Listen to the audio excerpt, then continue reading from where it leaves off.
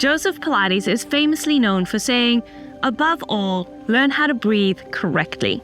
Because if your breathing is dysfunctional, then your movement will be too. Learning to breathe correctly is an important part of the Pilates method. My mentor, the late Jay Grimes, who trained directly with Joe Pilates himself, told me that the very first thing Joe Pilates did when a new client came into his studio was test their lung capacity.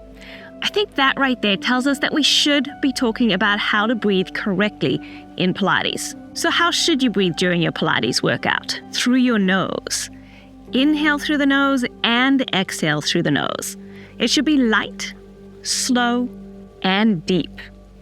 This light breath should make it look like this method is easy and not strenuous, even though you are actually working really hard. Your breath should be deep, meaning it's diaphragmatic breathing. Your diaphragm sits below your lungs. It contracts and lowers down to pull air into the lungs on your inhale, and then goes back up to push the air out on your exhale. Joe Pilates was way ahead of his time when he developed this method, but the scientific proof for nasal breathing is here now. Nose breathing filters air through nasal hairs and produces nitric oxide, which can improve blood oxygen levels, potentially lowering blood pressure, and promotes a calmer state of being. Diaphragm breathing is not possible to maintain through the mouth.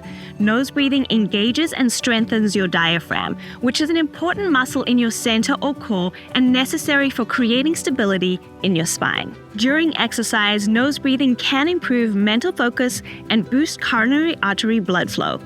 Nose breathing reduces symptoms of exercise-induced asthma because it protects the airways from trauma and inflammation. Are there specific breathing cues for Pilates exercises? Sometimes.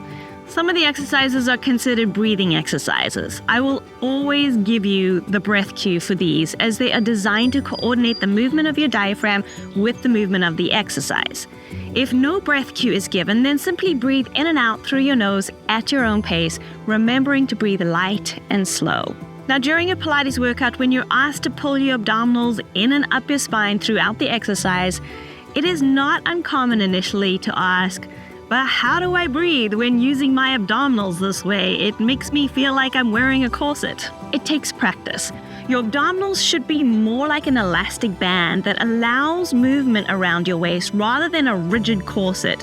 The diaphragm needs to move. There's a lot to think about during the Pilates exercises, so I'm going to give you a breathing exercise today that will help you practice pulling your abdominals in and up and breathing at the same time. You'll need a TheraBand or a bath towel folded a couple times into a skinny strip. Pause the video if you need to go fetch this so you can try this with me. Come standing or sitting with your feet parallel, hip distance apart. Take your band or your towel, wrap it around your lower ribs, cross it over the front, and pull it tight with your hands. Pull your abdominal muscles in and up your spine. Inhale through your nose and feel your ribs pushing sideways into your band. Exhale, tighten the band around your waist to feel the ribs contracting back in. Inhale, stretch your band. Exhale, and tighten the band around your ribs. Focus on trying to breathe sideways in your ribs, stretching your band. Your band is there to give you feedback. Now you might start to release the abdominals on your inhale. That's okay. Keep practicing, keep breathing for a few minutes and reminding yourself to pull abdominals in and up. You can practice breathing for about a minute this way right before you do your Pilates mat work.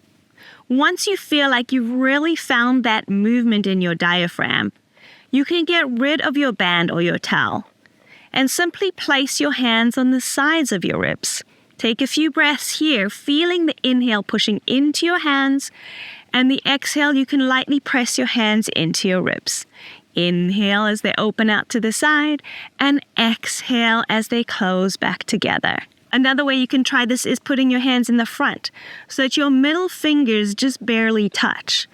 On the inhale, feel how the fingers separate, and exhale, they come back together. It's not a big movement. Just feel the fingers separate, maybe an inch, maybe half an inch, and exhale coming back together. practice with just your hands on your ribs for another week right before you do your mat work, and before you know it, you're going to be a pro at holding your abdominals in and up and breathing through your nose. After you've practiced this exercise a few times, I want you to try incorporating movement by walking and breathing in this way into your weekly routine. As I said before, there is so much to think about in the Pilates exercises, and engaging your center and breathing just requires practice.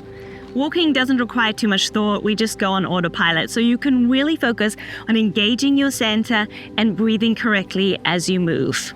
Now, I highly recommend you go outside and get that walk in with fresh air and soak in the sunshine and enjoy all the benefits of being in nature.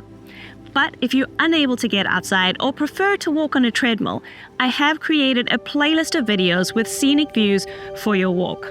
I'll link the playlist up here and down below in the description. These videos can be used while you practice your breathing, whether you are sitting, standing, or walking.